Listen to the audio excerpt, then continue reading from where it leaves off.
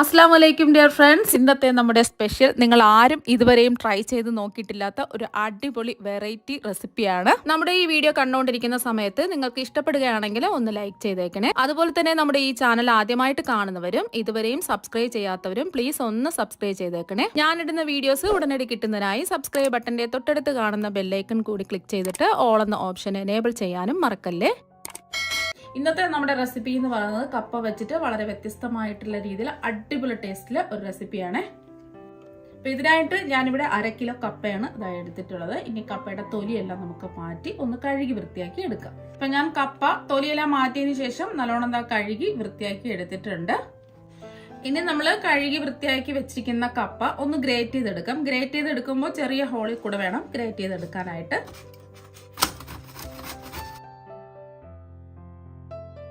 കപ്പ മുഴുവനും ഗ്രേറ്റ് ചെയ്ത് എടുത്തിട്ടുണ്ട്. കപ്പ നമ്മൾ എടുക്കുന്ന സമയത്ത് നല്ല ഫ്രഷ് ആയിട്ടുള്ള കപ്പ വേണം എടുക്കാനായിട്ട്. ഇതിന് വേണ്ടിയിട്ട് വാടിയ കപ്പ ഒന്നും എടുക്കരുത്, അതൊന്ന് പ്രത്യേകം ശ്രദ്ധിക്കുക. ഇപ്പൊ അതാ മുഴുവൻ കപ്പയും ഇതുപോലെ ഗ്രേറ്റ് ചെയ്തെടുത്തിട്ടുണ്ട്. ഇനി ഇതിലേക്ക് ഒരു 2 ടേബിൾ സ്പൂൺ വെള്ളം ഇതുപോലെ ഒന്ന് തളിച്ച് വെക്കാം. ഇങ്ങനെ ഒന്ന് വെള്ളം തളിച്ച് വെക്കുക, ഇതിവിടെ ഇരിക്കട്ടെ. ഇനി ഒരു കടായിലേക്ക് 250 ml കപ്പിന് 1.5 കപ്പ് ശർക്കര ഇട്ട് കൊടുക്കാം. ഞാനിപ്പോ പൊടിച്ച ശർക്കരയാണ് 1.5 കപ്പ് എടുത്തിട്ടുള്ളത്. ഇതുപോലെ പൊടിച്ച ശർക്കര വാങ്ങാൻ കിട്ടും, അല്ലാന്നുണ്ടെങ്കിൽ ഇടികല്ലിൽ വെച്ച് ശർക്കര പൊടിച്ചെടുക്കുക. ഇനി ശർക്കര ഉരുക്കിയെടുക്കുന്നതിന് ആവശ്യമായ വെള്ളം ഒഴിച്ചു കൊടുക്കാം. ഞാനിപ്പോ 1/2 കപ്പ് വെള്ളമാണ് ഒഴിച്ചു കൊടുത്തിട്ടുള്ളത്. ഇപ്പൊ 250 ml കപ്പിന് 1/2 കപ്പ് വെള്ളം ഒഴിച്ചു കൊടുത്തിട്ടുണ്ട്. മീഡിയം ഫ്ലെയിം വെച്ച് കൊടുക്കാം. നമ്മൾ പൊടിച്ച ശർക്കര എടുത്തത് കൊണ്ട് പെട്ടെന്ന് തന്നെ ഇത് ഉരുകി കിട്ടും. ഒരു തൂൽപ്പാവൊന്നും ആവേണ്ട ആവശ്യമില്ല. ഒന്ന് ഇളക്കി കൊടുക്കാം. ശർക്കര എല്ലാം ഒന്ന് ഉരുകി വരട്ടെ. ഞാനിപ്പോ കറുത്ത ശർക്കരയാണ് എടുത്തിട്ടുള്ളത്. നിങ്ങൾക്ക് ഇതിന് പകരം വെള്ള ശർക്കര വേണമെങ്കിലും എടുക്കാവുന്നതാണ്. ഞാനിപ്പോ 1.5 കപ്പ് ശർക്കരയല്ലേ എടുത്തിട്ടുള്ളത്. ഇത് അത്യാവശ്യം മധുരമുണ്ട്. ഇത്രയും മധുരം വേണ്ടാന്നുണ്ടെങ്കിൽ 1 കപ്പ് മുതൽ 1.25 കപ്പ് ശർക്കര വരെ ചേർത്ത് കൊടുക്കാവുന്നതാണ്. ഇപ്പോൾ ശർക്കര എല്ലാം ഒന്ന് തിളച്ച് വന്നിട്ടുണ്ട്. ഇനി നമുക്ക് കല്ലും മണ്ണൊക്കെ ഉണ്ടെന്നുണ്ടെങ്കിൽ ഇത് അരിച്ചിട്ട് വേണം ഇതുപോലെ വേറൊരു പാനിലേക്ക് ഒഴിച്ചു കൊടുക്കാൻ വേണ്ടിയിട്ട്. ഇപ്പൊ ഞാനെടുത്ത ശർക്കരയിൽ കല്ലും മണ്ണും അഴുക്കൊന്നും ഇല്ലാത്തതുകൊണ്ട് ഞാൻ അരിച്ചൊഴിക്കുന്നില്ല. ഇപ്പൊ ശർക്കര പാനിയെല്ലാം ഉരുകി വന്നിട്ടുണ്ട്. ഇനി 1 മിനിറ്റ് ഒന്ന് ഇതുപോലെ ഒന്ന് ഇളക്കി കൊടുക്കാം. ചെറുതായിട്ടൊന്ന് വറ്റി വരട്ടെ ഈ ശർക്കര പാനി. ഒരു നൂൽ പാവൊന്നും ആയി പോകരുത്, മീഡിയം ഫ്ലെയിം തന്നെ വെച്ച് കൊടുക്കുക. ഇപ്പൊ 1 മിനിറ്റ് ഇതായിട്ടുണ്ട്. ഇതുപോലെ ശർക്കര പാനി പതഞ്ഞു വരുന്ന സമയത്ത് ഇതിലേക്ക് ആവശ്യത്തിനുള്ള തേങ്ങ ചിരകിയത് ഇട്ട് കൊടുക്കാം. ഞാനിപ്പോൾ ശർക്കര എത്ര അളവിലാണോ എടുത്തിട്ടുള്ളത് അതേ അളവിൽ തന്നെയാണ് തേങ്ങ ചിരകിയതും എടുത്തിട്ടുള്ളത്. അപ്പോൾ 1.5 കപ്പ് തേങ്ങയാണ് ഇത് എടുത്തിട്ടുള്ളത്. 1.5 കപ്പ് ശർക്കരയ്ക്ക് 1.5 കപ്പ് തേങ്ങ ചിരകിയത് ഇതിലേക്ക് ഇട്ട് കൊടുക്കുന്നുണ്ട്. നിങ്ങൾക്ക് തേങ്ങ കിട്ടാനില്ല, തേങ്ങ കുറച്ചേ ഉള്ളൂ എന്നുണ്ടെങ്കിൽ 1 കപ്പ് ഇട്ട് കൊടുത്താലും മതി. ഇനി ഫ്ലെയിം കുറച്ച് വെച്ചിട്ട് ഇതൊന്ന് ഇളക്കി കൊടുക്കാം. ഈ ശർക്കര പാനിയും തേങ്ങയും എല്ലാം ഒന്ന് നല്ലോണം യോജിച്ച് വരണം. ഇപ്പൊ ഇതെല്ലാം ഒന്ന് യോജിപ്പിച്ചെടുത്തിട്ടുണ്ട്. ഫ്ലെയിം കുറച്ച് തന്നെ വെക്കുക. എന്നിട്ട് ഇതെല്ലാം ഒന്ന് ചെറുതായിട്ടൊന്ന് വറ്റി വരട്ടെ.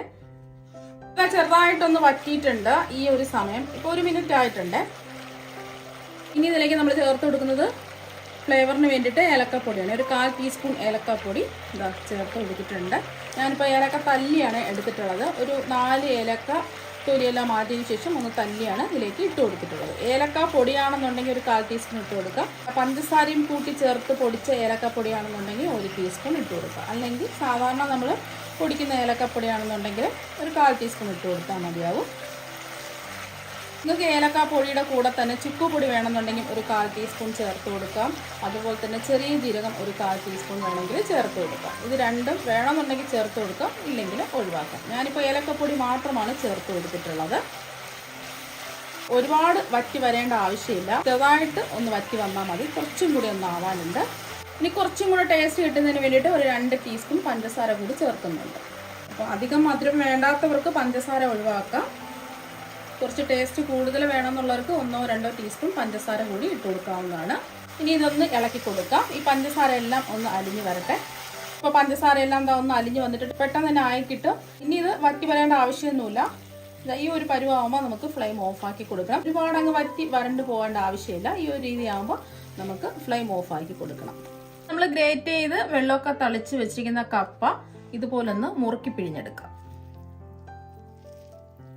ഈ കപ്പയിലുള്ള ഈ പാല് മുഴുവനും ഇതുപോലെ ഒന്ന് മുറുക്കി പിഴിഞ്ഞെടുക്കുക. ഇതുപോലെ നിങ്ങൾക്ക് ചെയ്യാൻ പറ്റുന്നുണ്ടെങ്കിൽ ഇതുപോലെ ചെയ്തെടുക്കുക. എത്രത്തോളം ഇതിന്റെ പാല് മുഴുവനുണ്ടോ അത്രയും പാല് നമ്മൾ മുറുക്കി പിഴിഞ്ഞതുപോലെ കളയണം. ഇതുപോലെ മുറുക്കി പിഴിഞ്ഞെടുക്കണം. ഈ പാല് പെട്ടെന്ന് നമുക്ക് മുറുക്കി പിഴിഞ്ഞെടുക്കുന്നതിന് വേണ്ടിയിട്ടാണ് ഞാൻ 2 ടേബിൾ സ്പൂൺ വെള്ളം ഇതുപോലെ ഒന്ന് ഒഴിച്ച് തളിച്ച് വെച്ച് കൊടുത്തിട്ടുള്ളത്. അപ്പം നിങ്ങൾക്ക് ഇതുപോലെ പിഴിഞ്ഞെടുക്കാൻ പ്രയാസമാണെന്നുണ്ടെങ്കിൽ നമ്മൾ എന്ത് ചെയ്യണമെന്ന് വെച്ചാൽ ഒരു കോട്ടൺ തുണി ഉണ്ടല്ലോ, കോട്ടൺ തുണിയിൽ എല്ലാം കൂടെ ഇട്ടിട്ട് എല്ലാം ഒന്ന് മുറുക്കി പിഴിഞ്ഞെടുത്താൽ മതി. അപ്പം ഇതിൻ്റെ പാല് മുഴുവനും നമുക്ക് പിഴിഞ്ഞ് നന്നായിട്ട് കിട്ടും. ഒട്ടും തന്നെ ഈ കപ്പയുടെ പാല് ഉണ്ടാവാൻ പാടില്ല. പോലെ മുറുക്കി പിഴിഞ്ഞെടുക്കുക. ഇപ്പം എല്ലാ കപ്പയുടെയും കട്ട് മുഴുവനും ഇതാ പിഴിഞ്ഞ് എടുത്തിട്ടുണ്ട്. ഇത് നമുക്ക് ആവശ്യമില്ല, ഇത് നമുക്ക് മാറ്റാം. അപ്പോൾ എല്ലാം മുറുക്കി പിഴിഞ്ഞെടുത്തിട്ടുണ്ട്. അപ്പോൾ കണ്ടില്ലേ, ഒട്ടും തന്നെ കട്ടില്ലാതെ നല്ല കറക്റ്റായിട്ട് ഇതാ കിട്ടിയിട്ടുണ്ട്. നമ്മൾ മുറുക്കി പിഴിഞ്ഞ് വെച്ചിരിക്കുന്ന ഇതുപോലെ ഒന്ന് ആക്കിയിട്ട് കൊടുക്കുക.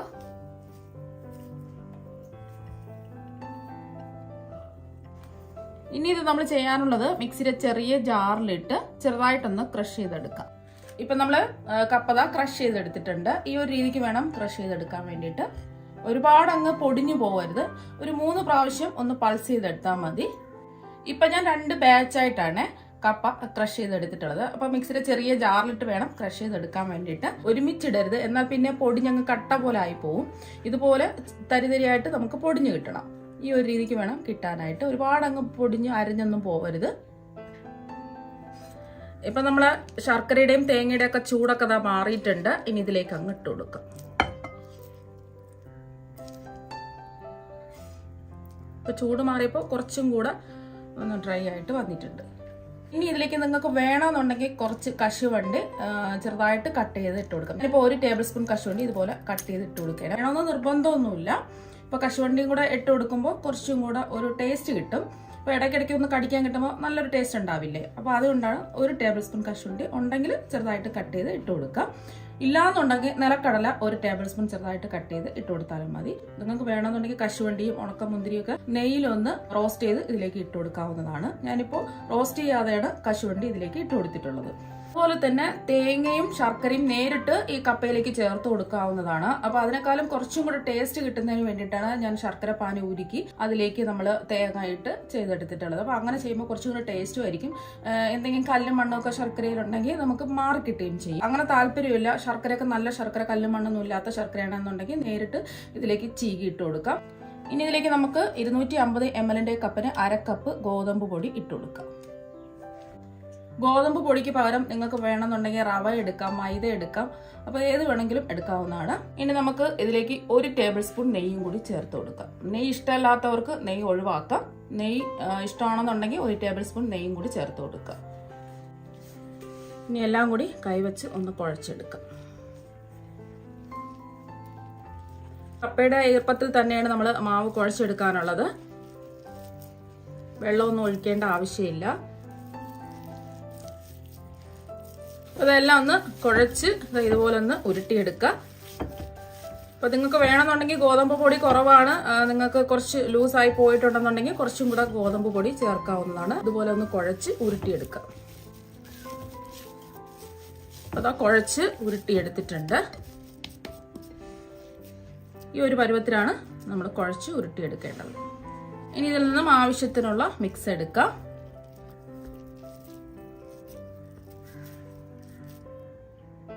ഉരുട്ടിയെടുത്ത മാവ് ഒന്ന് പരത്തി എടുക്കുന്നതിന് വേണ്ടിയിട്ട് ഞാനിവിടെ വട്ടയിലയാണ് എടുത്തിട്ടുള്ളത്. വട്ടയില നല്ലതുപോലെ കഴുകി വൃത്തിയാക്കിയതായി എടുത്തിട്ടുണ്ട്. വട്ടയിലേക്ക് പകരം നിങ്ങൾക്ക് വാഴയിലയും എടുക്കാവുന്നതാണ്. വട്ടയില ഉണ്ടെങ്കിൽ വട്ടയില തന്നെ എടുക്കുക. ഇനി ഇതിൻ്റെ പുറത്ത് കുറച്ച് എണ്ണയോ നെയ്യോ ഒന്ന് തേച്ച് കൊടുക്കുക. പിന്നെ ചില വട്ടയില പെട്ടെന്ന് ഇളകി വരില്ല. ചില വട്ടയിലയിൽ മാവ് പറ്റിപ്പിടിച്ച് പെട്ടെന്ന് ഇളകി വരില്ല. വെറുതെ ഒന്ന് ജസ്റ്റ് ഒന്ന് ചിലപ്പോൾ ഇളകി വന്നില്ലെങ്കിലോ. അപ്പോൾ എണ്ണ ഒന്ന് തടവി കൊടുത്തിട്ടുണ്ട്. ഇനി ഇതിലേക്ക് നമ്മൾ ഉരുട്ടിയെടുത്ത മിക്സ് വെച്ച് കൊടുക്കാം. ജസ്റ്റ് ഇതുപോലെ ഒന്ന് പരത്തി കൊടുക്കാം. നിങ്ങൾക്ക് ഇഷ്ടമുള്ള ഷേപ്പിൽ വെക്കാവുന്നതാണ്. പരത്തി നമുക്ക് വലുതായിട്ട് വേണമെങ്കിൽ വെക്കാം. ഞാനിപ്പോൾ ഇങ്ങനെയാണ് വെച്ച് കൊടുക്കുന്നത്. ഇനി ഇതൊന്ന് ഷേപ്പ് ചെയ്യാം. അപ്പോൾ നിങ്ങൾക്ക് എത്രയാണോ കനം വേണ്ടത് അതിനനുസരിച്ച് എടുക്കുക. എല്ലാ വശവും ഒന്ന് ഷേപ്പ് ചെയ്യാം. അപ്പോൾ അതൊന്ന് ഷേപ്പ് ചെയ്ത് കൊടുത്തിട്ടുണ്ട്. ഇനി ഇതൊന്ന് 2 വശവും ഇതുപോലെ ഒന്ന് മടക്കി ഈ വശം ഒന്ന് മടക്കി ഈ വശം ഒന്ന് മടക്കി കൊടുക്കാം. ഈ ഒരു രീതിക്ക് റെഡിയാക്കി എടുക്കാം. ബാക്കിയെല്ലാം ഇതുപോലെ തന്നെ നമുക്ക് ചെയ്തിട്ടെടുക്കാം. എല്ലാം ദാ റെഡിയാക്കി എടുത്തിട്ടുണ്ട്. ഇനി ഇതൊന്ന് ആവിയേറ്റി എടുക്കുന്നതിന് വേണ്ടിയിട്ട് ഇഡലി ചെമ്പിൽ കുറച്ച് വെള്ളം തിളപ്പിക്കാൻ വെച്ചിട്ടുണ്ട്. ഒരു 4 ഗ്ലാസ് വെള്ളം തിളപ്പിക്കാൻ വെച്ചിട്ടുണ്ട്. ഇനി ഇതിന്റെ ഉള്ളിലേക്ക് ഇതുപോലത്തെ ചെറിയ ഹോളുള്ള ഒരു തട്ട് വെച്ച് കൊടുക്കാം. ഇഡലി ചെമ്പ് നമ്മൾ വാങ്ങുന്ന സമയത്ത് ഇതുപോലത്തെ ഒരു തട്ടുണ്ടാവും. ഇതുപോലത്തെ തട്ടുണ്ടെങ്കിൽ ഇതുപോലത്തെ തട്ട് വെച്ച് കൊടുക്കാം. അല്ലാന്നുണ്ടെങ്കിൽ ഇഡലി തട്ട് തിരിച്ചിട്ട് കൊടുത്താലും മതി. ഇനി ഇതിലേക്ക് ഓരോന്നായിട്ട് വെച്ച് കൊടുക്കാം.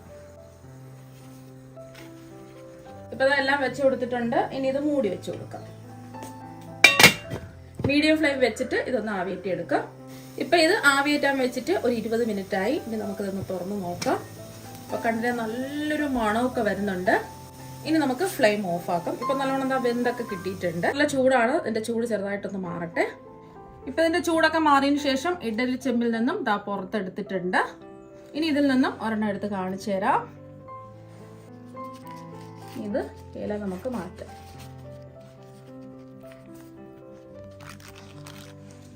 നല്ല സോഫ്റ്റ് ആയിട്ടാണ് ഇരിക്കുന്നത്. നല്ല ടേസ്റ്റ് ആണ് കഴിക്കാൻ വേണ്ടിയിട്ട്. പിന്നെ ഒരു കാര്യം, ഇതിൽ നമ്മൾ ഉപ്പ് ചേർത്തിട്ടില്ല. അപ്പൊ നമ്മൾ ചേർത്ത് കൊടുത്ത ശർക്കരയിൽ കുറച്ച് ഉപ്പ് രസം ഉള്ളത് കൊണ്ടാണ് ഉപ്പ് ചേർക്കാത്തത്. അപ്പം ഉപ്പ് രസം നമ്മൾ ശർക്കര രുചിച്ച് നോക്കിയിട്ട് ഉപ്പില്ലാന്നുണ്ടെങ്കിൽ 2 നുള്ള ഉപ്പും കൂടെ നമ്മൾ മാവ് ഇട്ട് കൊടുക്കുന്ന സമയം ചേർത്ത് കൊടുക്കുക. ഇനി ഇതൊന്ന് മുറിച്ചും കൂടി കാണിച്ചു തരാം. ഇപ്പൊ കണ്ടില്ല, നല്ല സോഫ്റ്റ് ആയിട്ടാണ് ഇരിക്കുന്നത്.